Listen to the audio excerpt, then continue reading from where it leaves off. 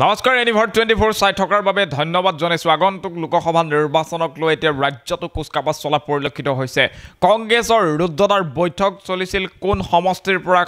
কাক প্ৰাৰ্থিত্ব প্ৰদান কৰা হ'ব এই মুহূৰ্তত কংগ্ৰেছৰ নিৰ্বাচনী কমিটিৰ যি বৈঠক আছিল সেই বৈঠক সম্পূৰ্ণ হৈছে আৰু প্ৰতিটো সমষ্টিৰ বাবে 3 জনকৈ লোকৰ নাম নিৰ্বাচন কৰা হৈছে আগন্তুক লোকসভা নিৰ্বাচনৰ বাবে আৰু এই 3 জনৰ ভিতৰতে কোনোবা এজনে লোকসভা নিৰ্বাচনত অৱতীৰ্ণ হ'ব এই মুহূৰ্তত প্ৰতিটো সমষ্টিৰ যি প্ৰাৰ্থীৰ সম্ভাৱ্য তালিকা আছে সেই তালিকা লৈ অনাৰ চেষ্টা কৰিছো এ টু জেড এই মুহূৰ্তত আপোনালোকক ফুল প্লেটৰ মাধ্যমেৰে সেই তালিকা আমি এই মুহূৰ্তত জনাইছো কংগ্ৰেছৰ অসম প্ৰদেশ নিৰ্বাচনী কমিটিৰ বৈঠকৰ অন্ত আৰু প্ৰায় প্ৰতিটো সমষ্টিৰ 3 জনীয়া পেনেল প্ৰস্তুত অসম প্ৰদেশ কংগ্ৰেছৰ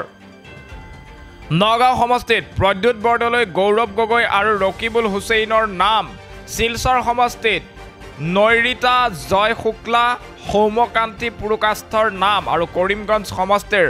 হাফিজ ৰছিদ চৌধুৰী জুবেৰ আনম আৰু অমিনুৰ ৰছিদ চৌধুৰীৰ নাম বৰপেটা সমষ্টিত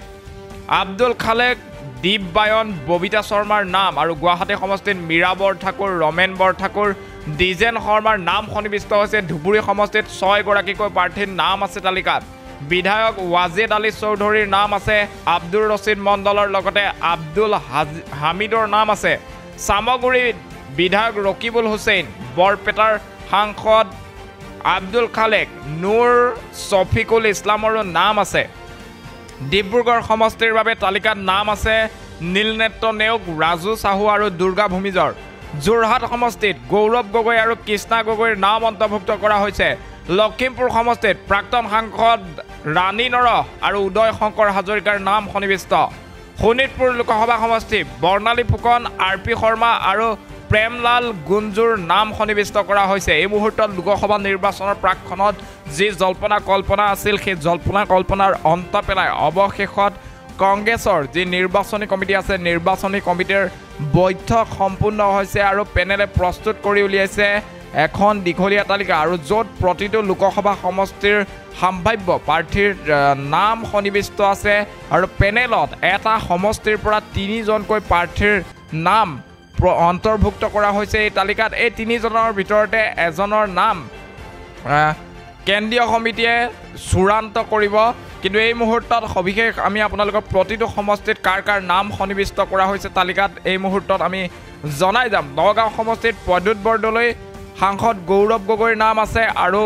বৰ্তমানৰ যি বিধায়ক সামগুৰি সমষ্টিৰ ৰকিবুল হুছেইনৰ নাম আছে নগাঁও লোকসভা সমষ্টি ইয়াৰ পিছতে শিলচৰ লোকসভা সমষ্টিত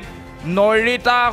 জয় শুক্লা আৰু সৌম্যকান্তি পুৰকাষ্টৰ নাম সন্নিবিষ্ট কৰা হৈছে কৰিমগঞ্জ সমষ্টি কৰিমগঞ্জ লোকসভা সমষ্টিত হাফিজ ৰছিদ চৌধুৰী জুবেৰ আনম আৰু অমিনুৰ ৰছিদ চৌধুৰীৰ নাম সন্নিবিষ্ট কৰা হৈছে বৰপেটা লোকসভা সমষ্টিত সাংসদ আব্দুল খালেক দীপ বায়ন আৰু ববিতা শৰ্মাৰ নাম অন্তৰ্ভুক্ত কৰা হৈছে একেদৰে গুৱাহাটী লোকসভা সমষ্টিত মীৰা বৰঠাকুৰ চৰ্চাত আছিল মীৰা বৰঠাকুৰৰ নাম সন্নিবিষ্ট আছে তাৰ সমান্তৰালভাৱে ৰমেন বৰঠাকুৰ আৰু ডিজেন শৰ্মাৰো নাম আছে গুৱাহাটী লোকসভা সমষ্টিত ধুবুৰী সমষ্টিত 6 গৰাকীকৈ প্ৰাৰ্থীৰ নাম আছে তালিকাত বিধায়ক ৱাজেদ আলী চৌধুৰী আব্দুল ৰছিদ মণ্ডলৰ লগতে আব্দুল হামিদৰ নাম আছে ধুবুৰী লোকসভা সমষ্টিত লগতে সামগুৰি বিধায়ক ৰকিবুল হুছেইন বৰপেটাৰ সাংসদ আব্দুল খালেক আৰু নুৰ শফিকুল ইছলামৰ নামো আছে ধুবুৰী লোকসভা সমষ্টিৰ সম্ভাৱ্য প্ৰাৰ্থীৰ তালিকাত ডিব্ৰুগড় সমষ্টিৰ বাবে তালিকাত নাম নীলনেত্ৰ নেওগ ৰাজু সাহু আৰু দুৰ্গা ভূমিজ এই 3 গৰাকীকৈ প্ৰাৰ্থী ডিব্ৰুগড় লোকসভা সমষ্টিৰ বাবে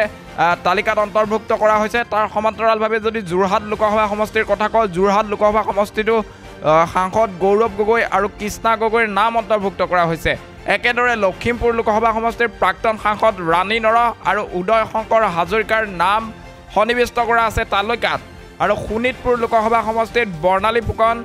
আৰ পি শৰ্মা আৰু প্ৰেমলাল গঞ্জুৰ নাম সন্নিবিষ্ট কৰা হৈছে এই যি তালিকা এই তালিকাত এটা সমষ্টিৰ পৰা 2 জন 3 জন তাতোতকৈ ধুবুৰী লোকসভা সমষ্টিত দেখা পোৱা গৈছে যে 6 জনকৈ প্ৰাৰ্থীৰ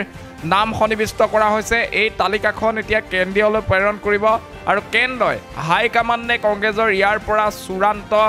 যি টিকটৰ দাবিদাৰ বা চূড়ান্ত টিকেট লাভ কৰা ব্যক্তিৰ নাম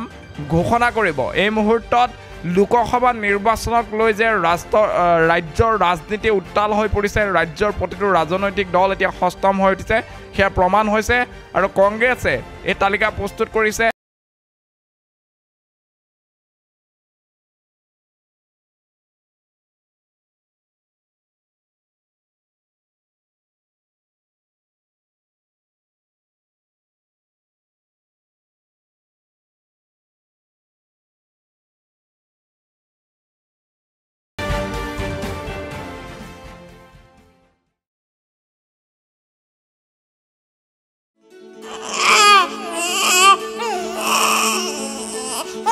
অভিনন্দন, আপোনাৰ এজনী ছোৱালী জন্ম হৈছে।